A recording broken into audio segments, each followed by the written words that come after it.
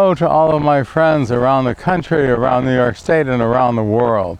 I'm Larry Cohen here in upstate New York. And where am I? In a farmer's field. Well, what's so special about this farmer's field? They grow corn here, and a lot of it. And in upstate New York, we don't have many assets. But one thing we have is good farmland, good farmers, and the will to produce milk.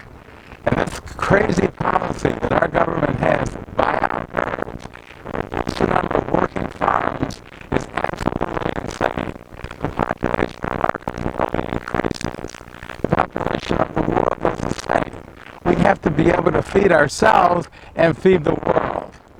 And we are able to do that. But not if we have a Department of Agriculture that wants to buy out farmers, buy out herds, to reduce the amount of milk on the market.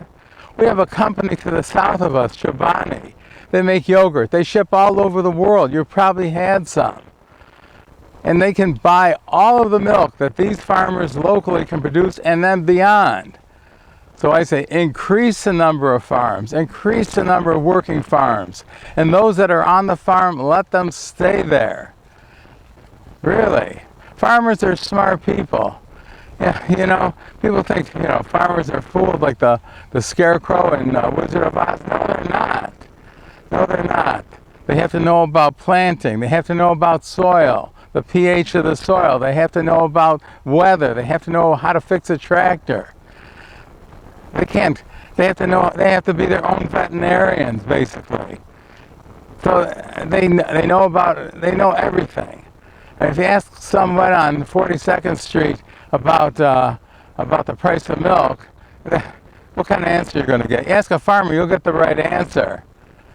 So I'm telling you, we have to respect our farmers, do what we can for them, keep those that are working on the farm, and encourage others to become farmers.